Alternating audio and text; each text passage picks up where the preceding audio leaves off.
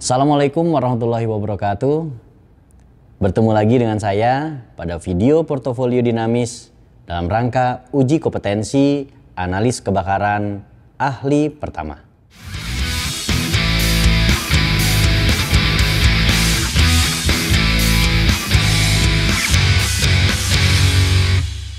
Perkenalkan, nama saya Marwanto. Saya bertugas di Dinas Penanggulangan Kebakaran dan Penyelamatan Provinsi DKI Jakarta. Saat ini saya bertugas di bidang pencegahan kebakaran sebagai analis standar mutu bahan dan peralatan. Pada video ini saya menyampaikan portofolio dinamis dalam rangka uji kompetensi analis kebakaran ahli pertama.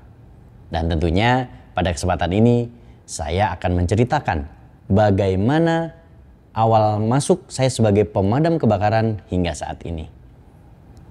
Pada tahun 2004, saya masuk pemadam kebakaran sebagai pasukan pemadam kebakaran, tepatnya sebagai pengemudi unit pemadam kebakaran di Jakarta Selatan atau di Sudin Penanggulangan Kebakaran Jakarta Selatan. Kemudian tahun 2007 saya dipindah di bidang penyelamatan pada saat itu. Saya sebagai anggota di bidang penyelamatan. Kemudian pada tahun 2011 saya diangkat menjadi kepala regu unit rescue dan ambulans. Kemudian pada tahun 2016 saya ditugaskan ke Pusdiklat-Kar atau Pusat Pendidikan dan Pelatihan Pemadam Kebakaran di Ciracas hingga tahun 2020. Nah, di tahun 2020 saya menjadi kepala peleton di Jakarta Timur, tepatnya di Kecamatan Cipayung. Di tahun yang sama saya ditugaskan kembali atau dipindah kembali ke bidang penyelamatan. Nah, di bidang penyelamatan sebagai pengelola medis darurat. Kemudian 2023, pada tahun 2023 saya ditugaskan menjadi analis standar mutu bahan dan peralatan di bidang pencegahan. Nah, inilah rangkaian jenjang tugas dari mulai pasukan hingga saat ini. Nah, pada kesempatan ini, Bapak Ibu sekalian, tugas yang diberikan untuk melengkapi atau bagian daripada tugas untuk melengkapi uji kompetensi analis kebakaran ahli pertama, saya ditugaskan untuk membuat video portofolio dinamis. Di mana video portofolio dinamis ini terdiri dari 3 komponen atau 3 hal. Yang pertama adalah mendemonstrasikan prosedur koordinasi dalam pemeriksaan bangunan gedung, terutama bangunan gedung rendah dan menengah.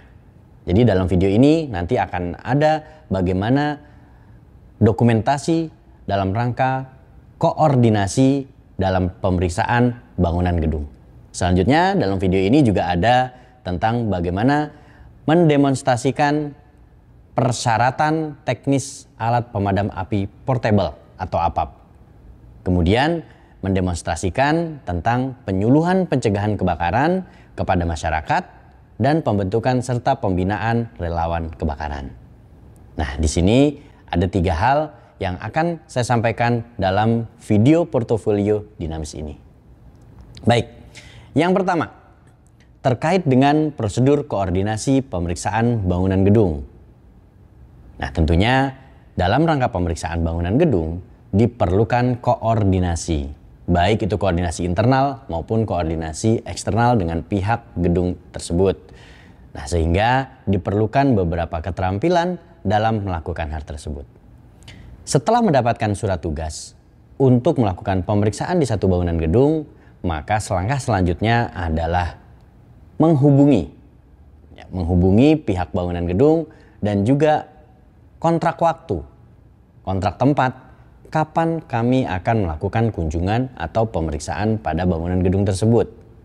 Nah, sebagai contoh, hal ini saya lakukan dan bisa ditujukan melalui tayangan berikut ini. Assalamualaikum Pak Sutisno. Waalaikumsalam Pak Marwanto. Bagaimana kabarnya Pak? Alhamdulillah baik Pak. Bapak bagaimana kabarnya Pak? Alhamdulillah saya juga baik nih Pak. Iya. Bagaimana Pak? Ada yang bisa saya bantu Pak? Iya begini Pak. kebetulan tadi saya sudah kirimkan WA ke Bapak terkait dengan surat tugas yang insya Allah kami akan berkunjung ke gedung Bapak nih. Insya Allah besok ya Pak. Surat tugasnya sudah saya kirimkan ke WA Bapak. Nah insya Allah besok jam 9 pagi kami sudah sampai ke sana. Ya sampai di lokasi. Baik Pak. Lalu apa yang perlu kami siapkan ya Pak? Oh iya, baik. Yang perlu disiapkan ini Pak. Jadi yang pertama adalah tim Bapak tentunya gitu. Kemudian juga untuk kebutuhan di lapangan nantinya termasuk dokumentasi, kemudian pemeliharaan, kemudian program kerja Bapak, kemudian video-video pengujian itu juga perlu nanti disiapkan. Ya seperti itu Pak. Baik Pak, akan kami siapkan Pak. Iya, baik. Terima kasih Pak. Sampai bertemu besok ya Pak ya. Baik Pak, dengan senang hati Pak. Dan kami tunggu kedatangannya ya Pak. Baik, insya Allah kita akan ketemu. Terima kasih Pak. Assalamualaikum. Iya Pak, ya, waalaikumsalam Pak. Selanjutnya, setelah mendapatkan kontrak waktu dengan pihak bangunan gedung, maka langkah selanjutnya adalah mempersiapkan berkas, yaitu berkas pemeriksaan tahun sebelumnya. Mulai dari berita acara, maupun laporan hasil pemeriksaan dan lain sebagainya. Sebagai dasar, adakah perbaikan atau adakah progres terkait dengan berita acara pemeriksaan tahun-tahun sebelumnya. Sehingga ketika kita akan memasuki ke bangunan gedung, kita tidak benar-benar kosong terkait dengan pengetahuan bangunan gedung tersebut. Kemudian setelah itu kita mempersiapkan berita acara yang sekiranya nanti akan kita gunakan. Form-form berita acara ini tentu kita siapkan sesuai dengan kebutuhan pada saat nanti pemeriksaan pada bangunan gedung. Kemudian setelah itu kita juga mempersiapkan peralatan-peralatan untuk melakukan pemeriksaan pada bangunan gedung. Mulai dari anemometer untuk mengukur tekanan udara pada ruang tangga misalnya, atau di pengendali asap dan lain sebagainya. Kemudian ada luxmeter untuk mengukur tingkat kecerahan atau tingkat kekuatan cahaya atau lampu penerangannya. Kemudian ada sound level meter untuk mengukur bagaimana alarm berbunyi sesuai dengan standar atau tidak. Kemudian peralatan penguji seperti smoke test detector, kemudian meteran dan juga heat test detector. Kemudian juga kita perlu mempersiapkan papan jalan sebagai alas untuk menulis. Kemudian perlengkapan pelindung diri seperti helm berkacamata, kemudian sarung tangan, dan juga kamera untuk pendokumentasian. Setelah itu, kita akan ketemu dengan para pengelola bangunan gedung, kepada pengurus, dan lain sebagainya. Tentunya kita akan menyampaikan maksud dan tujuan sebagaimana yang telah kita lakukan sebelumnya dengan membawa surat tugas yang sudah diberikan. Nah, berikut ini adalah dokumentasi. Nah, pada kesempatan terkait hari dengan ini awal pemeriksaan pada bangunan. Kami dari Dinas Penanggulangan Kebakaran dan Penyelamatan Provinsi DKI Jakarta, khususnya Pokja 3, ya, saya sendiri Marwanto, kemudian di sebelah saya adalah Kapokja kami, Bapak Sirajudin, kemudian ada Pak Soleh, dan juga ada Pak Mario, yang hari ini sama-sama kita akan mendengarkan atau melakukan verifikasi laporan kegiatan Fire Safety Manager selama kurang lebih 1 tahun, termasuk juga bagaimana peningkatan progres yang telah kami berikan pada saat berita acara tahun 2022, tepatnya tanggal 28 Oktober tahun 2022. Nah, ini nanti tentunya pada kesempatan ini kami akan mendengarkan program kerja yang sudah dijalankan selama 1 tahun sebelumnya. Kemudian nanti sekiranya hasil daripada laporan tersebut kami rasa perlu kami verifikasi atau perlu kami uji petik, kami akan lakukan uji petik, Pak. Ya, apakah nanti dalam bentuk laporan ini sesuai atau tidak, ataupun ada peningkatan dari progres yang ada yang tahun kemarin sudah kita sampaikan, apakah ada progres atau tidak, seperti itu, Pak. Nah, tujuannya adalah sama-sama, Pak Aditya sampaikan tadi, tujuannya adalah ini untuk keselamatan kita bersama.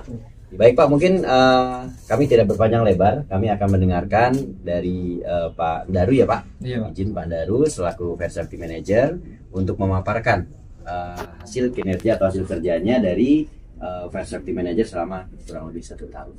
Demikian, Pak.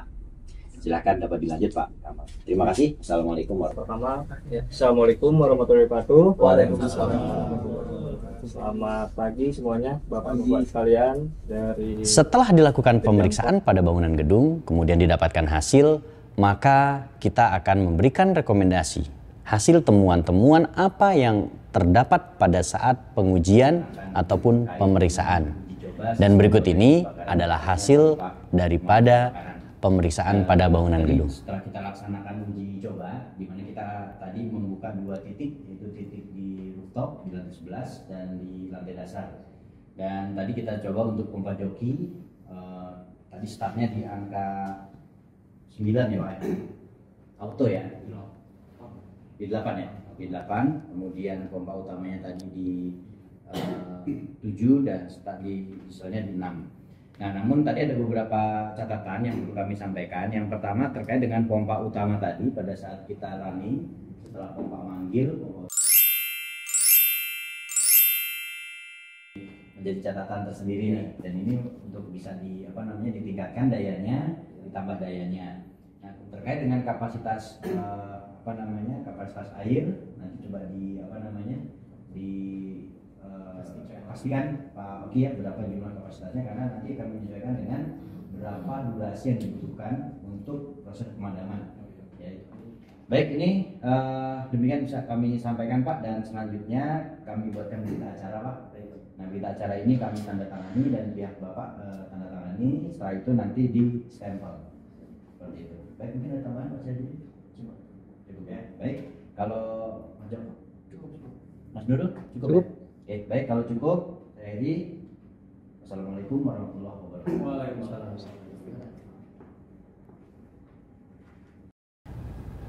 Demikianlah tugas yang pertama, yaitu tentang bagaimana mendemonstrasikan koordinasi kepada pihak bangunan gedung dalam rangka pemeriksaan pada bangunan gedung. Selanjutnya, saya akan menjelaskan tentang persyaratan teknis APAP atau alat pemadam api portable. Perlu kita ketahui bahwa alat pemadam api portable terdiri dari 2, yaitu APAR. Berikutnya adalah APAP. Apa itu APAR? APAR adalah alat pemadam api ringan, di mana beratnya kurang dari 18 kg. Sedangkan APAP atau alat pemadam api beroda memiliki berat lebih dari 18 kg. Nah, tujuan daripada melakukan pemeriksaan alat pemadam api portable ini, yang pertama adalah untuk mengupayakan agar APAP atau alat pemadam kebakaran dalam keadaan selalu siap pakai saat diperlukan.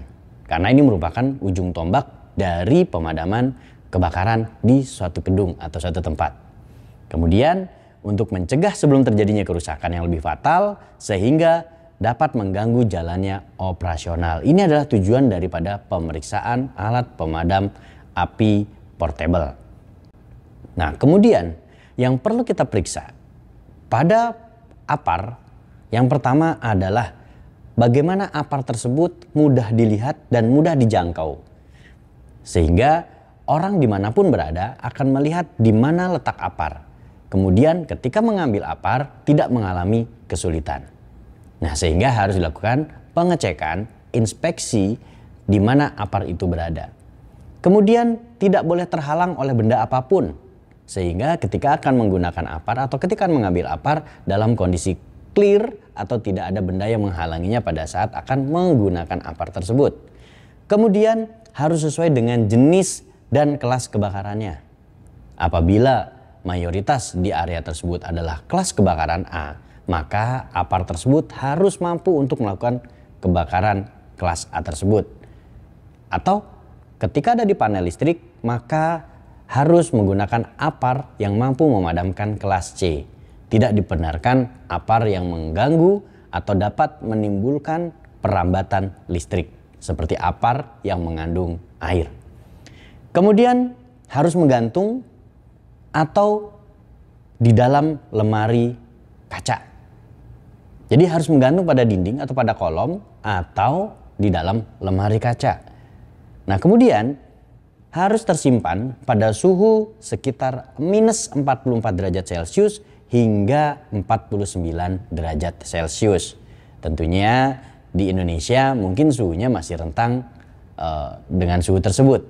Nah, apabila berada di luar ruangan, maka diperlukan penutup atau pelindung supaya tidak terkena terik secara langsung, supaya kinerja apar tetap terjaga dengan baik. Kemudian, ketika kita melakukan pengecekan terhadap apar, inspeksi yang harus kita lakukan pertama kali ketika akan digunakan ataupun setelah dilakukan pengisian ulang ataupun pada saat pemeriksaan rutin, yang pertama kita cek kondisi tabungnya seperti apa. Apakah tabungnya ada karat, keropos, dan lain sebagainya. Setelah itu cek petunjuk tekanan pada apar tersebut. Kalau apar tersebut menggunakan pressure gauge, maka pastikan apar tersebut berada di zona atau jarumnya berada di zona warna hijau. Namun apabila aparnya jenis CO2 yang tidak memiliki pressure gauge ataupun jenis cartridge yang tidak memiliki pressure gauge, ditimbang aparnya. Supaya kenapa? Supaya kita ketahui beratnya sesuai dengan ketentuan, yaitu berat bruto. Di mana berat bruto adalah berat isi ditambah dengan berat tabung tersebut, sehingga kita akan temukan berat bruto tersebut. Kemudian cek pin pengaman dan segel apap tersebut, apakah dalam kondisi utuh, terpasang dengan baik atau tidak. Kemudian label penggunaan apap harus mudah dibaca, harus cukup jelas, tidak boleh tertutup dengan stiker-stiker ataupun dengan tempelan lainnya. Harus benar-benar mudah terbaca dan mudah dilihat dan mudah dipahami. Kemudian cek bagian peralatan mekanikalnya seperti selangnya, handle-nya, jangan sampai ada kerusakan. Jika ada kerusakan yang ditemukan, maka segera perbaiki. Karena hal ini akan mengganggu kinerja daripada apap tersebut atau apar tersebut. Kemudian cek kondisi media pemadaman. Misalnya bentuknya dalam bentuk serbuk, maka bisa dibalik terlebih dahulu, kemudian dengarkan apakah ada gumpalan di dalam tabung tersebut atau tidak. Seandainya memang tidak ada, maka apar tersebut bisa dikatakan siap untuk digunakan atau siap pakai. Kemudian mengecek fire rating dan kadaluarsa dari apar tersebut atau apap tersebut. Apa itu fire rating?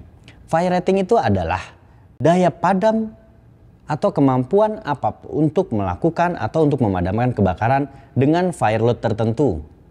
Nah, untuk menentukan fire rating ini tentunya dilakukan pada uji laboratorium. Baik itu untuk kelas A, kelas B maupun kelas C. Maka ketika sudah diuji di dalam laboratorium dengan metode uji tertentu, didapatkan sebuah rating. Nah, rating apar inilah yang akan digunakan sebagai landasan atau sebagai dasar Bapak Ibu untuk menentukan berapa apar dan ukuran apar tersebut di dalam satu ruangan. Perlu kita ketahui bahwa letak apar atau penempatan apar adalah minimal 15 cm dari bawah, kemudian maksimal 120 cm pada bagian atas di bagian handle-nya. Kemudian penempatan apar menurut Permenaker nomor 4 tahun 80, maka di setiap 15 meter harus terdapat satu tabung apar. Nah, untuk menentukan berapa besarnya, Bapak Ibu bisa lihat di SNI 180 2021, besarnya apar sesuaikan dengan kebutuhan rating di ruangan tersebut berdasarkan kelas kebakaran pada area tersebut. Kalau kita menggunakan SNI 180 tahun 2021, maka jarak antara satu apar dengan apar lainnya adalah 25 meter lari untuk kelas kebakaran A. Nah, sebagai contoh bahwa ketika menggunakan apar jenis kelas kebakaran ringan misalnya, maka dibutuhkan minimal rating apar 13A. Sebagai contoh, apabila di dalam ruangan tersebut dengan ukuran 17 x 17 meter persegi, maka ditempatkan satu buah apar dimanapun itu berada, maka harus dapat menjangkau 25 meter daripada apar tersebut. Jadi ditempatkan dimanapun maka dapat menjangkau. Untuk kelas kebakaran B, maka ketika kelas atau jenis bahaya kebakarannya itu ringan, maka dibutuhkan APAR untuk rating 55B atau 89B dengan jarak tempuh yaitu 9 sampai dengan 15 meter. Seperti pada tayangan berikut ini. Kemudian, penempatan tanda APAP atau tanda APAR harus sesuai dengan ketentuan, di mana bisa kita lihat ukuran lebarnya dan tingginya harus sesuai dengan ketentuan, yaitu lebar labelnya atau lambangnya sekitar 35 cm dengan ketinggian 35 cm dengan ketinggian maksimal APAR atau label APAR tadi yaitu 125 cm. Kemudian penempatan tanda APAP pada kolom bisa dilihat pada gambar di samping ini, sehingga kita bisa mengetahui di mana ada APAR dari berbagai sisi. Ya, dari berbagai tempat akan ketahuan di mana APAR tersebut berada atau di kolom itu berada. Itu pun sesuai dengan ketentuan Permenaker nomor 4 tahun 80. Kemudian bagaimana kita melakukan isi ulang APAR juga perlu dicatat bahwa menurut Permenaker nomor 4 tahun 80 bahwa untuk jenis asam soda, kemudian foam, busa, bahan kimia harus diisi atau direfill 1 tahun sekali. Kemudian untuk jenis cairan busa yang dicampur terlebih dahulu, jadi perlu pencampuran terlebih dahulu, perlu reaksi kimia terlebih dahulu, itu dibutuhkan 2 tahun sekali.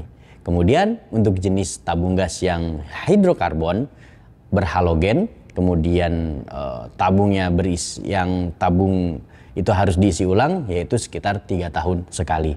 Kemudian untuk jenis lainnya 5 tahun sekali. Ini adalah tahapan atau waktu untuk melakukan isi ulang APAP. Lalu kalau setiap perusahaan mengisi 1 tahun sekali, apakah tidak boleh? Boleh, sesuai dengan kebutuhan. Berikut ini, seperti pada tabel di samping ini, adalah langkah-langkah ataupun tahapan jadwal pemeriksaan dan juga pengisian ulang APAR serta uji tekanan menurut SNI 180 tahun 2021. Nah, ini bisa dilihat bagaimana waktu kapan pemeriksaan, kemudian kapan isi ulang dan melakukan uji tekanan. Pada umumnya adalah uji tekanan 5 tahun sekali. Demikianlah penjelasan tentang teknis persyaratan APAP, alat pemadam api portable. Dan selanjutnya saya akan menjelaskan terkait dengan mendemonstrasikan penyuluhan pencegahan kebakaran. Selanjutnya yaitu mendemonstrasikan terkait dengan penyuluhan pencegahan kebakaran. Nah, dalam melakukan penyuluhan ataupun upaya pencegahan kebakaran ada beberapa langkah yang perlu kita persiapkan. Tentunya setelah mendapatkan surat tugas dari kepala dinas, langkah selanjutnya yaitu merancang penyuluhan tersebut kebutuhannya seperti apa. Mulai dari membuat lesson plan misalnya, kemudian membuat materi penyuluhan, kemudian membuat bahan tayang penyuluhan, kemudian membuat daftar peralatan yang dibutuhkan seperti karung ataupun laptop, proyektor, kemudian drum, kemudian kompor gas, ataupun bahan bakarnya baik itu LPG maupun BBM, APAR-nya itu sendiri, kemudian korek api dan lain sebagainya. Itu adalah kebutuhan-kebutuhan daripada peralatan pada saat akan melakukan penyuluhan. Kemudian berkoordinasi dengan tim, baik itu internal maupun eksternal, karena dukungan daripada tim itu sangat diperlukan. Kemudian penyampaian materi. Nah, penyampaian materi tentunya kita juga menyampaikan 2 hal, yaitu baik itu teori maupun pada saat praktek. Dan berikut ini adalah video dokumentasi penyampaian materi penyuluhan pencegahan kebakaran. Ruangannya kosong. Gitu ya Bapak Ibu ya. APAR 1 tabung lah cukup sama bersih-bersih, oke deh. 12 juta selesai. Tetapi ketika proyektor ini kemudian terbakar, tidak ada upaya pemadaman kebakaran. Yang memadamkan kebakaran adalah sprinkler. Bapak Ibu tahu sprinkler? Ini ya, ini sprinkler. Nyala terus sampai dengan suhunya warnanya apa? Teknisi ada nih. Contoh teknisi. Ya, teknisi. Siapa teknisi? Apa tugas teknisi? Tugas teknisi adalah berada di belakang layar. Teknisi nggak usah celamitan, pengen ikut madamin kebakaran, nggak usah. Kenapa? Karena tugas teknisi adanya di belakang layar. Di mana dia? Di ruang pompa, di tempat-tempat yang nggak kelihatan. Di ruang pompa, di ruang genset, di ruang apa lagi? Di ruang control room, di ruang lift dan lain sebagainya. Nah, ketika sudah mulai seperti ini, ya hati-hati. Diganti, jangan nggak diganti. Saya masih bisa dipakai. Iya memang masih bisa dipakai, tapi ada resikonya. Ganti Bapak Ibu, ya lebih baik ganti. Ini apa ya? Penyebabnya apa? Kelebihan beban di area satu titik ini. Kita lihat di sini. Ini terminal, kemudian ketemu dengan T di sini, ditambah lagi T lagi di sini. Ini sudah kelebihan beban. Kita nggak tahu berapa volt yang ada di sini. Kemampuan dia menahan arus itu juga perlu diperhitungkan. Pada saat kita pasang, kemudian gejos. Tapi pada saat kita kurangin begini, wah nggak gejos nih. Apa akibatnya? Sehingga kita ganjel. Betul kan? Ketika kita ganjel seperti ini, aman nih, nggak gejos. Ketika nggak gejos, dikasih ganjel tadi, udah dianggap aman. Padahal kondisi seperti ini, di kondisi seperti ini cukup berbahaya. Kenapa? Ganjelnya tadi dianggap sebagai batu bata. Ini batu bata enak nih ini ya. Diganjel seperti ini, kemudian ganjelnya tadi lepas, jatuh ke pancal kucing kah? Atau jatuh ada gempa bumi, guncangan, atau ketendang oleh kita, jatuh, maka ini akan gejos. Gak apa-apa Bu. Nah, seperti ini. Jadi cepat ya Bu.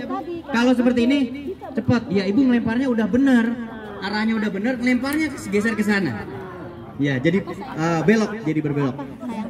Nah, gede-gedekan. Mau coba lagi? Coba lagi boleh? Coba lagi. Bapak agak mundur lagi pegangnya. Iya. Maju lagi. Iya, remas Pak, remas. Setelah dilakukan penyuluhan pencegahan kebakaran, maka tentunya perlu kita evaluasi apakah materi yang kita sampaikan tersebut bisa mengena kepada masyarakat sesuai dengan kebutuhan pada masyarakat ataupun relawan kebakaran. Hasil evaluasi ini tentunya untuk meningkatkan bagaimana tahapan atau bagaimana kegiatan penyuluhan di kegiatan-kegiatan berikutnya. Demikianlah terkait dengan tugas portofolio dinamis dalam rangka uji kompetensi analis kebakaran ahli pertama. Semoga video ini dapat memberikan gambaran terkait dengan tugas keseharian saya di bidang pencegahan kebakaran. Dan tentunya video ini masih banyak kekurangan. Mohon untuk diberikan masukan dengan cara menuliskan di kolom komentar supaya bisa bermanfaat untuk diri saya sendiri maupun orang lain yang menonton video ini. Terima kasih atas kerjasamanya dan perhatiannya. Wassalamualaikum warahmatullahi wabarakatuh.